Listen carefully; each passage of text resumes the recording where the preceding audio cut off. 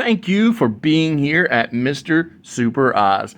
This video is going out, and this channel only exists because I, Oz, founded Gamble Comics, which first release was Everlasting Survivors, a 68-page graphic novel called All Day Long. Available now. Follow the link in the description that will take you to gamblecomics.com. While there, you can get hats, shirts, posters, much more, but most importantly, the story itself. Coming soon from Gamble Comics, BC Brute.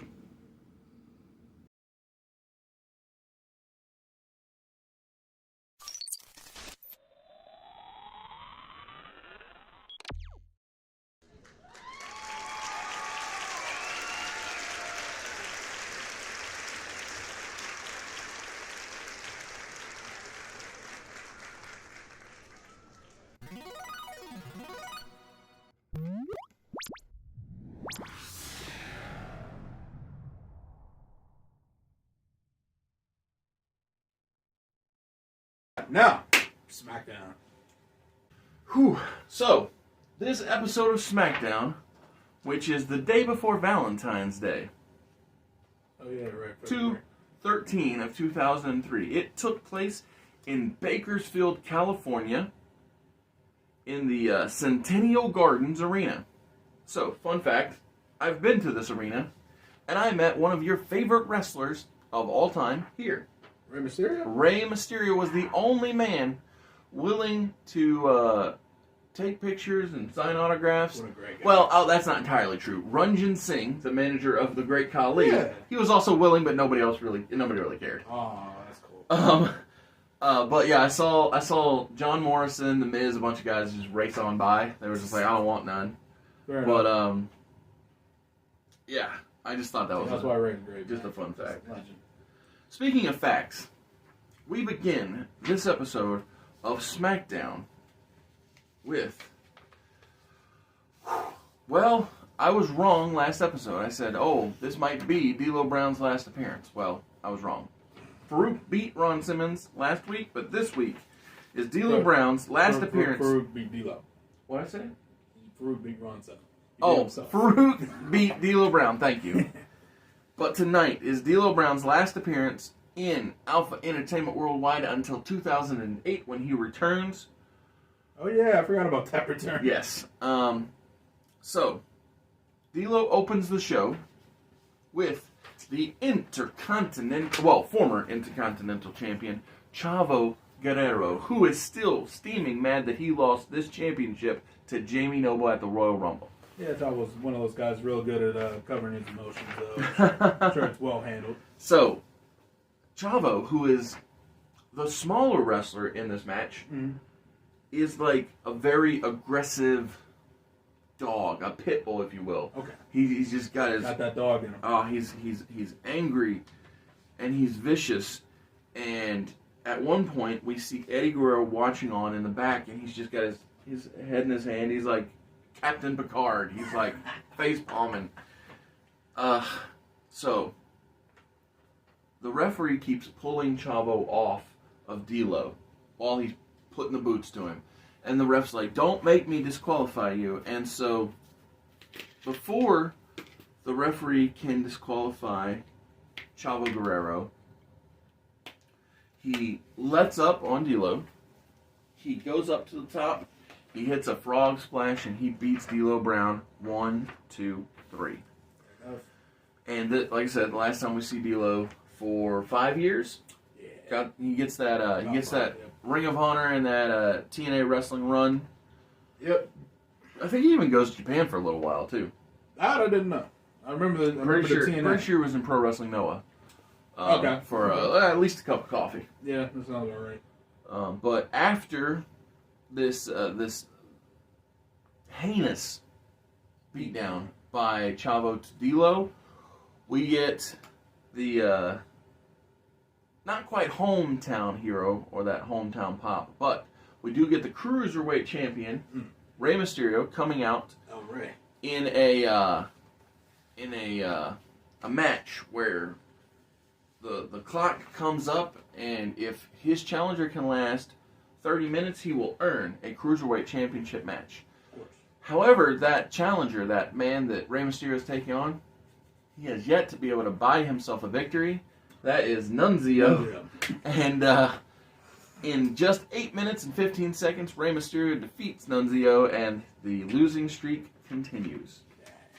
Gotta love old Nunzio, man. So, this gag will pay off. Eventually. I promise you. And it's going to happen after Backlash. Okay. And it's going to be fun. It's going to be worthwhile. And after Ray gets that fun, that great hometown area pop, Yep. we then we get Matt Hardy, and he does what he does best, and he ignores his failings, and instead he celebrates his achievements because he's a positive thinker. This Matt Hardy, Of course. and he says One of his best qualities. he comes out actually. He comes out and he interrupts Rey Mysterio, and he says, "I have reached my goal. I have gotten under 225 pounds, and I am now eligible to challenge you for that Cruiserweight Championship." Oh, man. This feud was great. And what's that? I just remember this feud real Oh, it was so fun. It was so fun. So Ray, he's holding his title. He's looking all puzzled. He's like, all right, he just shrugs it off, right? But Matt Hardy, he's insistent. He says after my hard work, I deserve a shot at that title. And Stephanie McMahon, you know, she's the $1 billion princess. She's all grown up now. She comes out and she looks at Matt and she says, "I'm proud of you. It's not easy shedding pounds." Wait, yeah, absolutely. But Matt, I think what you really need to do is see how you can hold up to the cruiserweight competition. And so, beginning tonight, I'm going to put you through some cruiserweight paces. What'd you say? Basis. Ah, sweet. We had the same thought. Yeah. That's funny. And so, so Matt, he's ready and raring to go, and so we cut the break, right? Yeah, of course. Come back. We come back to a Venice Beach native of California. So again, we're getting that California Whoa, love. Sting? I wish. Oh my goodness, do I wish? No, Hulk Hogan. He's cutting a brother promo on Trips. As you do. But it goes nowhere. No Evolution. No Randy. No Rick. Nothing. No nothing. Not even Steph standing up for her husband in this one. Dang. So Hogan's A lot please. of them were just ignoring this old man. Hogan's pleas fall on deaf ears. And now we come to the place It's and not the the reason. 80s. You can't just demand a title match. So we come to the place and the reason why I am wearing this rated R era of Adam Copeland shirt. So tonight on SmackDown, the night before Valentine's Day, Edge. So in real life, Edge was written out of a match at No Way Out because in real life, Raw and SmackDown shared No Way Out. But here in Alpha Entertainment Worldwide, We ain't doing that. we have distributed out all but the Big Five to each other. Of course. And so, here tonight on SmackDown, Edge challenges the Intercontinental Champion, Jamie Noble, for The Intercontinental Champion. for the opportunity to get the belt. Of course. So, if Edge can last 30 minutes with Jamie Noble, he will then get a shot at the title that he has previously held. I was about to say former Intercontinental Champion. Yep. But here's the thing. Edge is struggling. If you remember right, when last he wrestled for the television title, he got his behind kicked. And then back when he had that feud with Eddie Guerrero, he got his behind kicked.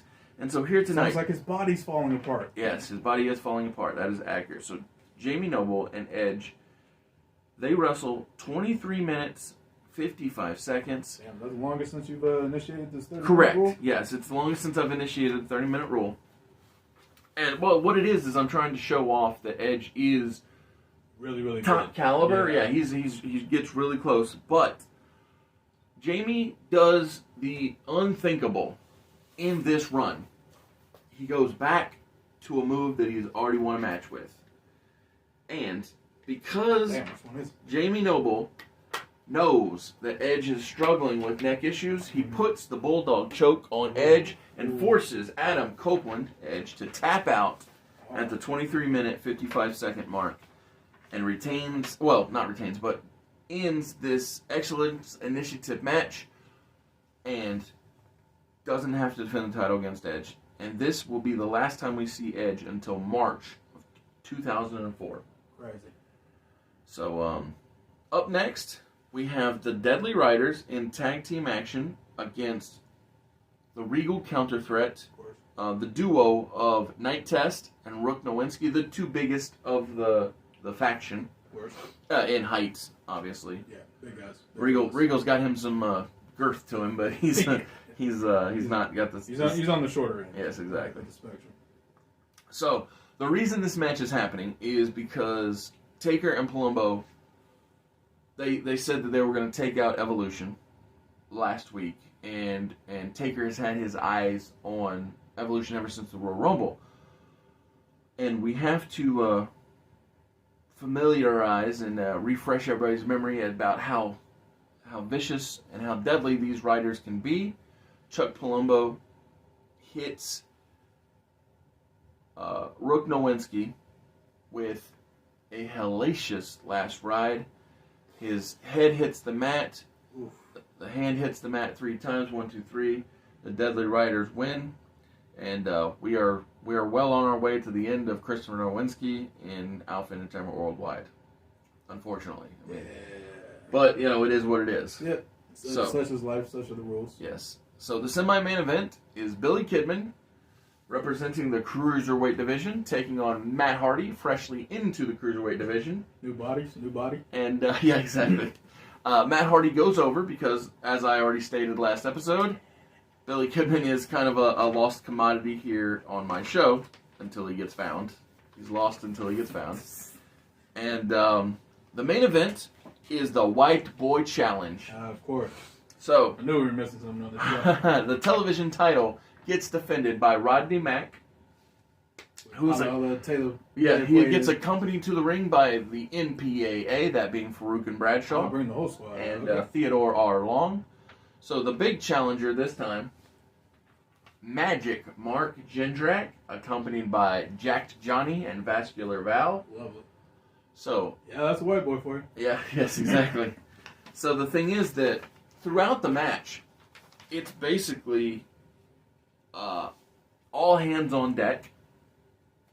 Teddy helping Rodney, Farouk doing his best to make sure that Rodney walks away with the title, Bradshaw doing all kinds of chaos. And while the match is happening, Johnny and Val start throwing hands with Farouk and Bradshaw. How'd you do?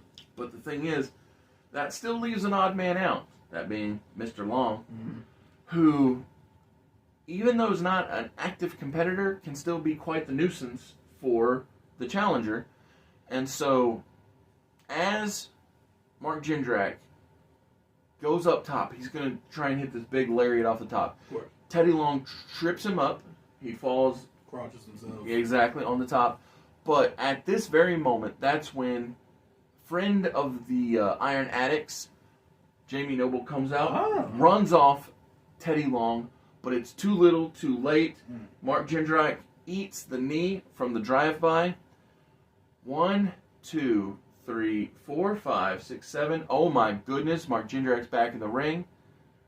Rodney Mack drops a knee on the back of Mark Jindrak's neck, cradles him at tight. 1, 2, 3. Rodney Mack retains, but what this does is it establishes that the Iron Addicts get what they want, the friendship with Jamie Noble. While it was a little late, he did put in a long match earlier with Edge, and he did show that he's a team player. He cares, damn it. Yes, He cares. exactly.